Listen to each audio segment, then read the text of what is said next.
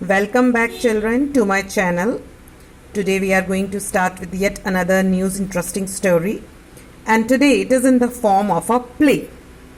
एक नाटक के रूप में है ये, and the name is The Quarrel, and the quarrel means लड़ाई.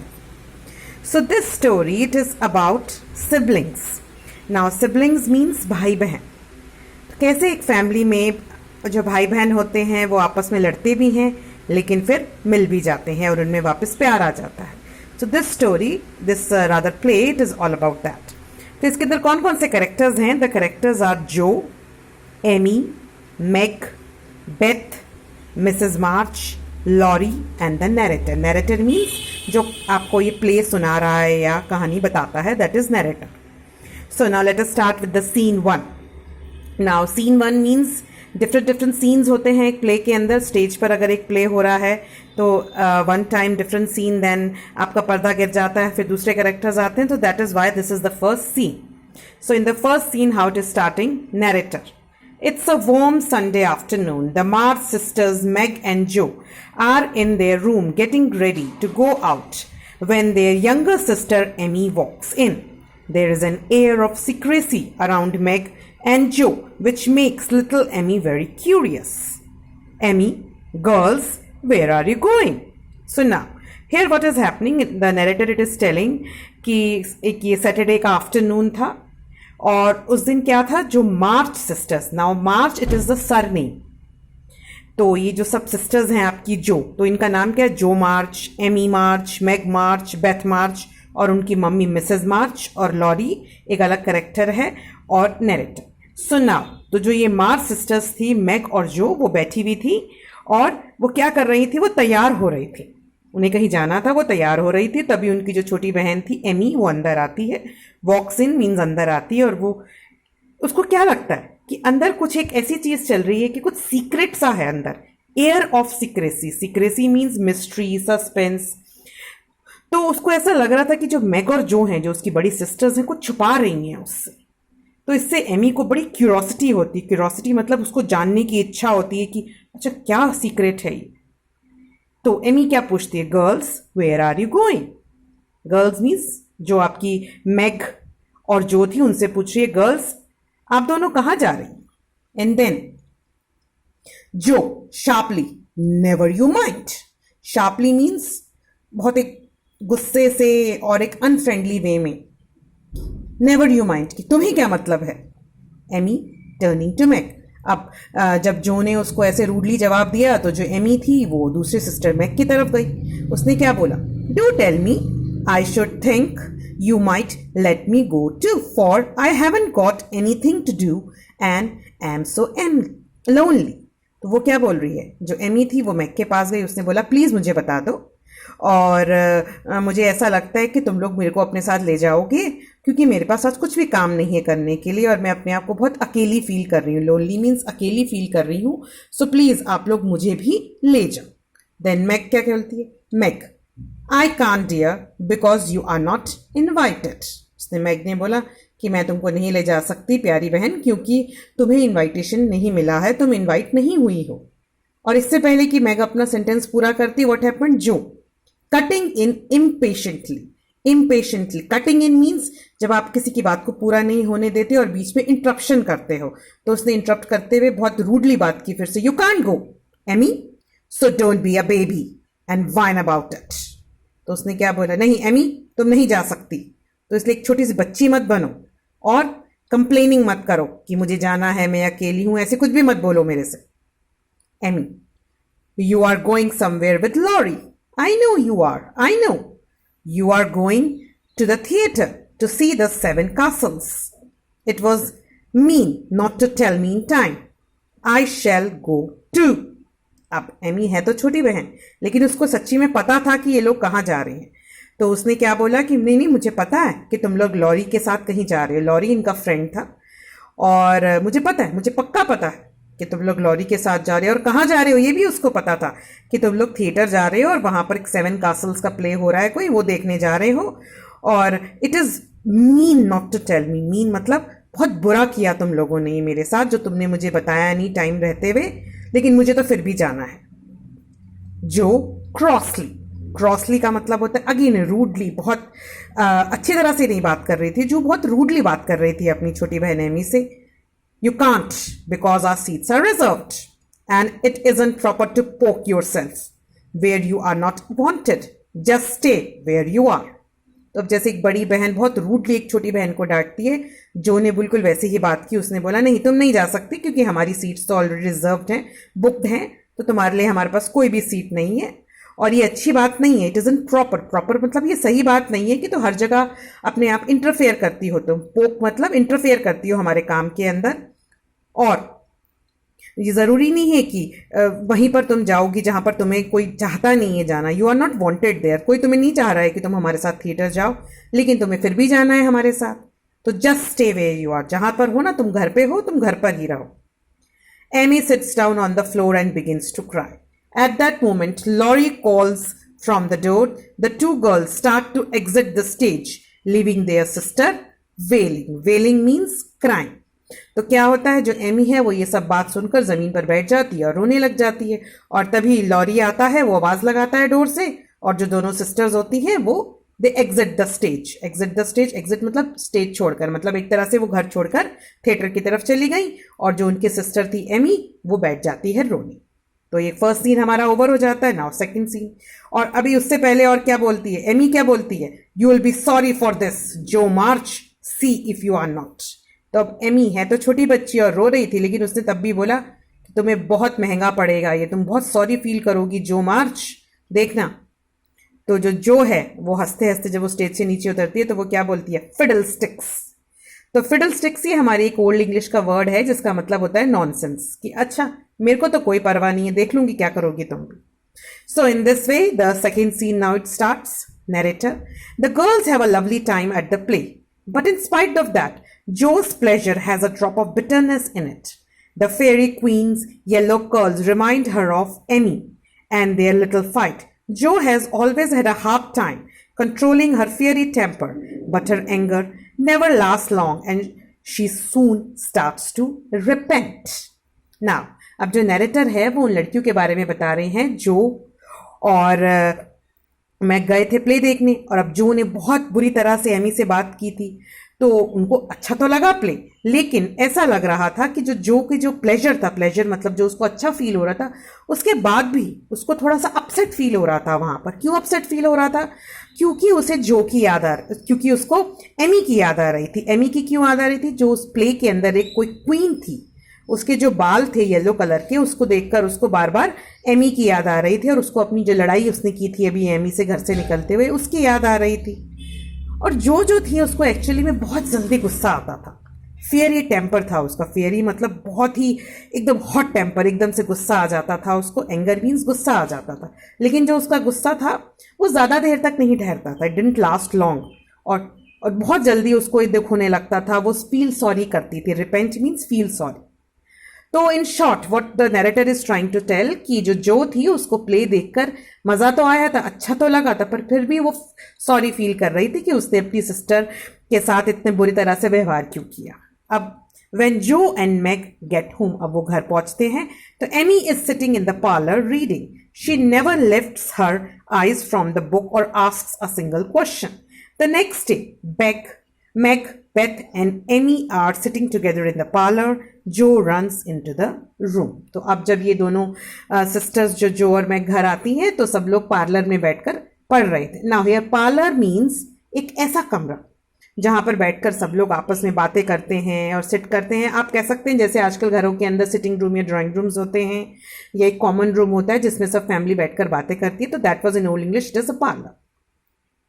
तो अब जो वो घर आते हैं तो एमी जो है वो कुछ भी बात नहीं करती है वो उनसे, और इस तरह से नेक्स्ट डे हो जाता है. और नेक्स्ट डे क्या होता है, जो मैग, बेथ और एमी थे वो पार्लर में बैठकर पढ़ रहे थे कुछ या बातें कर रहे थे. तो तभी जो है वो भागती हुई अंदर पार्लर के अंदर कहीं से आती है. And what does she ask? Now what happens next, let us see. Now Jo breathlessly, has anyone taken my book? Breathlessly means जब आपकी सांस फूलती है भागते हुए आते हैं. तो उसने क्या पूछा, क्या किसी ने मेरी बुक ली है क्या? जो मैग एंड बेथ इमीडिएटली, जो मैग और बेथ उसके सिस्टर्स थी, वो जल्दी से बोलती नहीं हमने तो नहीं ली. अब जो एमी से पूछती, Amy You have got it? Emmy, no, I haven't. Joe, you know where it is there? Emmy, no, I don't. तो जो है वो एमी की तरफ ही बार बार जाती है और उसको बोलती है कि मुझे पता है बुक तुम्हारे पास है, या तुमको पता है कहाँ पर है बुक, मुझे जल्दी से बता। और एमी बार बार बोलती है नो आई डोंट। तो फिर जो क्या करती है, जो एमी को शेक करती है शोल्डर से। Now you can see in the pic, ये एमी है और ये जो है, जो उसके शोल्डर से पकड़कर उसको हिलाती है और उसको पूछती है कि बताओ मुझे कहाँ पर है बुक मेरी। दैट्स अ लाई, तुम्हें पता है, तुम झूठ बोल रही हो। अब जो एमी है वो एक्साइटेडली मतलब आप एकदम एक्साइटेड होते हैं, आपके अंदर फीलिंग्स एक एक्साइटमेंट की आती है और वो बोलती है scold as much as you like, you'll never see your silly old book again, I burned it. Scold का मतलब होता है डांटना। तो जो एमी थी वो बड़ी एक्साइटेड होकर, बड़ी लाउडली होकर बोलती है डांट लो जितना आपको मुझे डांटना है, मुझे कुछ भी फर्क नहीं पड़ेगा, क्योंकि तुम्हें जो तुम्हारी बुक थी, सिली ओल्ड बुक, जो पुरानी सी बुक थी तुम्हारी, वो तुम्हें कहीं भी नहीं मिलेगी। और क्यों नहीं मिलेगी? क्योंकि मैंने उसको जला दिया है, I have burned it. Jo what? Starting to cry, you wicked girl, I never can write it again, I'll never forgive you as long as I live. Up. Can you understand? एक दिन पहले जो और Amy में लड़ाई हुई थी और एमी ने बोला था कि मैं कुछ ऐसा करूंगी जिससे कि तुम्हें पछतावा होगा। तो एमी ने अब क्या किया था? एमी ने जो एक बुक थी कोई, उसको जला दिया था। तो ये सुनकर जो थी वो रोने लगी और उसने क्या बोला? यू wicked गर्ल, यू गंदी लड़की, यू बैड गर्ल, तुमने ऐसा क्यों किया? मैं उस किताब में लिखती थी और तुमने बहुत बुरा काम किया और जब तक मैं रहूंगी मैं तुम्हें कभी माफ नहीं करूंगी, I will never forgive you. तो आई होप आप लोगों को कुछ रिमेंबर हो रहा होगा जब आप लोगों में भी कभी अपने ब्रदर सिस्टर्स में लड़ाई होती होगी तो किस तरह से लड़ते हैं आप, किस तरह से बोलते हैं। तो it is happening the same way. Jo runs up to the attic to weep over her loss, Mrs March walks in and hears the story. अब क्या होता है, जो ये सुनकर भागकर एटिक में चली जाती है। एटिक एक्चुअली क्या होता है? Attic it is a room. Attic एक रूम होता है जो छत के ऊपर होता है, आपका रूफ के नीचे एक छोटा सा कमरा होता है। तो वहां जाकर वो बैठ गई और वो रोने लगी। नाउ मिसेस मार्च जो है वो अंदर आती हैं और वो सारी स्टोरी सुनती हैं और वो क्या बोलती हैं, जेंटली से, पोलाइटली से वो क्या बोलती हैं, what you did was very wrong Amy, the book had only half a dozen little fairy tales, but Jo had worked over them patiently. She had put her whole heart into writing each of the stories. You must apologize to her.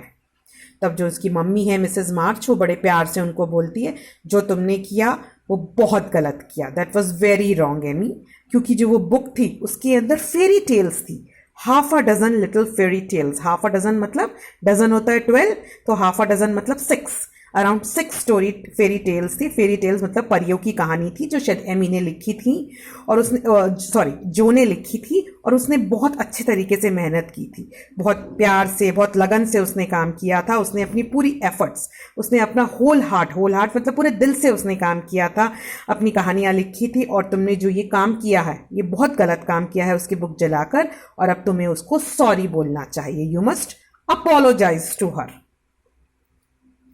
Amy, truly sorry, you are right mother, I will. अब Amy को भी थोड़ा feel होता है कि मैंने गलत काम किया। वो बोलती है ओके मदर सॉरी, मैं सॉरी फील कर रही हूँ और मैं जाकर उसको सॉरी बोल दूँगी। At tea time, Joe comes down to the dining room looking grim. It takes all of Amy's courage to walk up to her.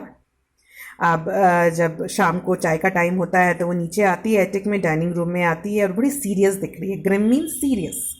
और जो एमी है वो अपनी पूरी हिम्मत जुटाकर, करेज मतलब हिम्मत जुटाकर जो के पास आती है और क्या कहती है, प्लीज फॉरगिव मी जो, I am very very sorry, I am very sorry मैंने जो करा।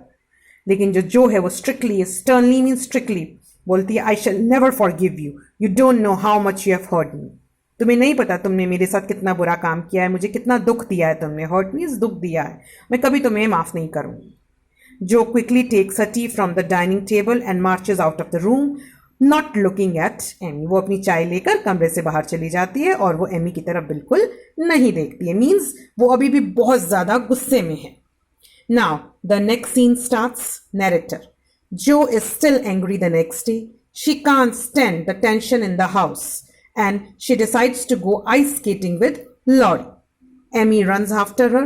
She wants to apologize and hopes Joe will be in a better mood after skating.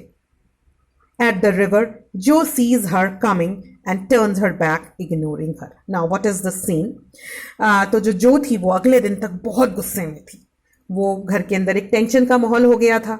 Naturally थोड़ी सी लड़ाई हुई है, उसकी बुक जल गई है, तो वो क्या सोचती है, वो लॉरी के साथ बाहर चली जाती है आइस स्केटिंग के लिए. स्केटिंग आप समझते हैं, बर्फ के ऊपर जब हम स्लेजेस के साथ स्केटिंग करते हैं, वो करने के लिए वो लॉरी के साथ चली गई. अब एमी को भी बहुत दुख हो रहा था, तो एमी उसको अपोलोजाइज करना चाहती थी, तो उसके पीछे पीछे वो भी भागी कि मैं जो के पास जाती हूँ, स्केटिंग करने के बाद उसका मूड थोड़ा अच्छा हो जाएगा तो मैं उसको सॉरी बोल दूँगी. अब जब वो नदी के पास जाते हैं तो जो देखती है कि एमी भी मेरे पीछे पीछे आई है, लेकिन वो उसको इग्नोर करती है. इग्नोर मतलब उसको नज़रअंदाज करती है. नाउ यू कैन सी, ये आपकी जो एक रिवर है वो ठंड की वजह से जम गई है, उसमें बर्फ, तो उसमें ये लोग स्केटिंग करने आए हैं. Jo to Laurie, is the ice thick enough for skating? वो लॉरी से पूछती है कि जो ये आइस है ये पूरी थिक है ना, मतलब ऐसा तो नहीं है कि बीच में कहीं पानी है और हम गिर जाएंगे नदी के अंदर, स्केटिंग के लिए आइस पूरी जमी हुई है ना. Laurie, it isn't safe in the middle, keep near the shore, come let's race. Lorry ने क्या बोला उसको कि मिडल के अंदर, जो नदी की मिडल है, मिडल का हिस्सा है, वहां पर सेफ नहीं है, वहां पर पानी हो सकता है और बर्फ थोड़ी अच्छी नहीं जमी हो सकती, तो हम लोग साइड्स पर रहेंगे. शोर मतलब किनारे किनारे पे हम लोग स्केटिंग करेंगे. Narrator, Joe and Laurie skate away, zigzagging down the river. Amy is struggling to put her skates on and has not heard Laurie's warning about the ice. अब क्या हुआ? लॉरी ने क्या बताया था कि मिडल में नहीं जाना है, सिर्फ किनारे रहना है, लेकिन जो पीछे एमी आ रही थी, एमी ने इनकी बात सुनी ही नहीं. वो क्या कर रही थी? She was struggling to put her skates on. Struggling मतलब वो ट्राई कर रही थी अपने स्केट्स पहनने की, थोड़ा उसको टाइम लग रहा था, और उसने ये लॉरी की जो ये वार्निंग थी कि बीच में नहीं जाना, उसने नहीं सुनी. Laurie soon vanishes down the bend of the river. Joe is just about to turn when she sees Amy skating towards the middle of the river. All at once there is a crash of ice, a splash of water and a cry as Amy throws up her hands and goes down. Now what happens? ये लोग skating कर रहे थे, तो lorry तो skating करता हुआ आगे कोई बेंड होगा, रिवर का बेंड मतलब जब जैसे रिवर मुड़ती है तो वो तो एक मोड़ पे से वो तो गायब हो गया स्केटिंग करता हुआ. और जो अभी जाने ही वाली थी उस टर्न के पास, कि उसने क्या देखा कि जो एमी है वो स्केटिंग करते हुए रिवर के मिडल में जा रही थी, और मिडल में तो डेंजर था. और जैसे ही अभी वो कुछ सोच या कर पाती, ऑल ऑफ अ सडन क्या सुनाई दिया? Crash of ice. आइस के टूटने की आवाज आई, स्प्लैश ऑफ वाटर, पानी के गिरने की आवाज आई, और एक रोने की आवाज आई. और हुआ क्या था? एमी वहां पर पानी में, जो आइस थी वो टूट गई थी बीच में से, और एमी पानी के अंदर गिर गई थी, और एमी अपने हाथ ऊपर करके चिल्ला रही थी, और वो नीचे धीरे धीरे गिरती जा रही थी. आप देख सकते हैं पिक. This is Amy. बीच में गड्ढा हो गया है, आइस टूट गई है, क्रैक हो गया, और एमी पानी के अंदर है. अब Joe tries to rush forward, but her feet seem to have no strength in them. For a second, she stands motionless. She stares at the little blue hood above the water with fear in her heart. Laurie rushes swiftly past her towards a crack in the ice. अब जो थी वो एकदम देखती है कि वो कैसे एमी नीचे पानी में गिरती जा रही है. एकदम वो स्टन रह जाती है. एकदम ऑल ऑफ अ सडन अगर आपके सामने कुछ ऐसा एक्सीडेंट होता है, आप समझ नहीं पाते हैं ना क्या करें, तो उसके अंदर इतनी शक्ति नहीं बचती है कि वो आगे जाए, और उसको एक सेकंड के लिए ऐसा लगता है कि वो मोशनलेस हो गई है, बिना हिले डुले अपनी जगह पे खड़ी हो गई. वो देखती है मिडल, वो क्या देखती है? स्टेयर्स मीन्स देखना. वो देखती है कि जो उसकी सिस्टर एमी ने ब्लू हुड पहना हुआ था, पिक में भी देख सकते हैं, ब्लू हुड मतलब एक सिर को ढकने के लिए एक स्कार्फ टाइप कुछ पहना हुआ था उसने, और वो धीरे धीरे पानी के ऊपर से दिख रहा था. मीन्स क्यों? क्योंकि वो नीचे डूबती जा रही थी, और वो डर के मारे जो अपनी जगह पे खड़ी रही. और तभी लॉरी उनकी आवाज सुनकर आता है क्विकली, और वो जल्दी से जो वो क्रैक था जहां पर एमी गिरी हुई थी वहां पर आता है. और वो क्या बोलता है? लॉरी जो को क्या बोलता है? Bring a pole, quick quick, pole लेकर आओ. पोल मतलब लकड़ी का एक डंडा लेकर आओ, जल्दी से भागो. Laurie is calm as he lies on the ice and holds Amy firmly by the arm. Joe drags a long pole from a fence nearby and holds it out to Emmy. Together, she and Laurie gets the child out. They carry her back home. तो जो lorry है वो शांति से ध्यान से क्या करता है, जमीन पर लेटता है आइस के ऊपर और एमी को हाथ से पकड़ता है। आप देख सकते हैं वो हाथ से पकड़कर उसको, वो लेटा हुआ है, ये लॉरी है और ये एमी को बाहर खींच रहा है। और फिर जो है वो पास से ही एक पोल लेकर आती है, एक बड़ा सा डंडा लेकर आती है, खींचकर ड्रैग करके, मतलब खींचकर पुल आउट करती है और उसको एमी को देती है और एमी डंडा पकड़ती है और डंडे को वो लोग पकड़ते हैं और उसको टुगेदर वो बाहर उसको निकाल लेते हैं। और उसके बाद फिर वो क्या करते हैं, वो उसको घर लेकर जाते हैं। Now what happens next? Now the last scene. Later in the evening Amy lies fast asleep rolled up in the warm blanket before a fire. Jo is pale and quiet as she watches the Emmy sleep. अब शाम का time हो गया है, Amy तो सो जाती है, उसको वार्म ब्लैंकेट्स के अंदर, वार्म मतलब गर्म जो आपके ब्लैंकेट्स होते हैं, कंबल होते हैं, उसके अंदर डाला, फायर के पास उसको लिटाया क्योंकि ठंडे ठंडे बर्फ के अंदर वो अभी गिरी थी। अब जो है वो भी, उसका चेहरा जो था वो वीक था डर के मारे, क्योंकि थी तो उसकी सिस्टर ना, और वो चुपचाप बैठी हुई थी। तो अब जो क्या करती है, विस्पर करती है, धीरे से बोलती है, are you sure she is safe? वो अपनी मम्मी से पूछती है, क्या आपको लगता है कि वो बिल्कुल सही है, सेफ है? तो मिसेज मार्च क्या बोलती हैं, हैप्पीली, चीयरफुली मीन्स हैप्पीली, हाँ, quite safe dear, you were sensible in covering her up and getting her home quickly. उन्होंने बोला तुमने बहुत समझदारी का काम किया कि उसको फटाफट ढककर और घर ले आई। तो जो क्या करती है, सॉबिंग मीन्स क्राइम, कि Laurie did it all mother, Laurie ने किया था, मैं तो डर गई थी, मैंने तो कुछ भी नहीं किया। और अगर एमी अब मर गई, if Amy should die it would be my fault, अगर एमी को कुछ हो गया तो ये तो मेरी गलती होगी। I didn't bother to make sure Amy had heard Laurie's warning about the ice, it's my horrible temper, I try to cure it but it always breaks out worse than ever. तो उसने क्या बोला कि mummy ये मेरी गलती है, मैंने ट्राई नहीं करा कि एमी सुन लेती लॉरी की वार्निंग के मिडल में नहीं जाना, मैं तो बहुत गुस्से में थी, हॉरिबल टेम्पर मीन्स बहुत बुरे गुस्से में थी। I will try to cure it, मैं अपने गुस्से को ठीक करने की कोशिश करूंगी, लेकिन मैं क्या करूं, हमेशा मेरा गुस्सा पहले से भी ज़्यादा बुरा हो जाता है, वर्स मीन्स बुरे से भी बुरा हो जाता है। तो मिसेज मार्च क्या कहती है, never get tired of trying dear and never think it is impossible to conquer your faults Jo. तो मिसेज मार्च उसको प्यार से समझाती कि कोई बात नहीं बेटा, आपसे गलती हुई है और आप ये चाहते हो कि आपका गुस्सा ठीक हो जाए, तो आप कोशिश करो, क्योंकि कोई भी चीज़ इम्पॉसिबल नहीं होती है जिसको कि हम ठीक ना कर सके। आपकी ये गलती है कि आपको गुस्सा आता है, तो कॉन्क्वर करो अपने फॉल्ट्स को, कॉन्क्वर मतलब जीतो, अपनी जो आपके अंदर गलत आदतें हैं, गलत हैबिट्स है या कुछ आपकी कमी है, उसको ख़त्म करो आप। Jo you don't know how bad it is, oh mother do help me. तो अपनी मम्मी से कहती, मम्मी आपको नहीं पता मेरा गुस्सा कितना बुरा है, प्लीज़ मेरी मदद करो। मिसेज मार्च क्या बोलती, I will my child, remember this day and promise yourself that you will do nothing like that it again. We all have our faults but we must try to improve even if it takes all our lives. तो वो Mrs March क्या समझाती हैं कि हाँ, तुम आज का दिन याद रखना और प्रॉमिस करो कि आज के बाद तुम कभी भी कोई ऐसी चीज़ नहीं करोगी, क्योंकि हम सबके पास अपने फॉल्ट्स हैं, अपनी कमियां हैं, लेकिन हमें उन्हें इम्प्रूव करना है, हमें उन्हें ठीक करना है। Jo softly stroking Amy's hair, I went to sleep angry, I wouldn't forgive her and today if it hadn't been for Laurie, it might have been too late. I will never be so wicked again.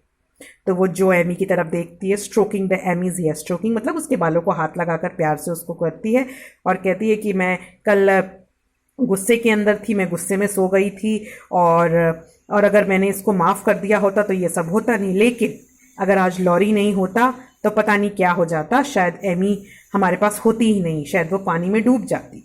तो अब आगे से मैं ये promise करती हूँ, मैं कभी भी इतनी विकेड नहीं होंगी, कभी भी मैं इतनी बुरी नहीं होंगी। Narrator, as if she heard, Amy opened her eyes and held out her arms with a smile, and that warmed Joe's heart. Never said a word, but they hugged each other and forgave their anger with a kiss. तो अब last में narrator क्या बोलते हैं, Amy ने शायद ऐसा लगा था जो की बात सुन ली, एमी ने अपनी आंखें खोली और उसने अपने हाथ आगे बढ़ाए, उसने स्माइल करी और जो ने देखा तो उसको भी अच्छा फील हुआ। दोनों ने कुछ कहा तो नहीं, पर दोनों ने एक दूसरे को गले लगाया, दोनों ने एक दूसरे को किस किया और दोनों ने अपना जो गुस्सा था वो खत्म किया।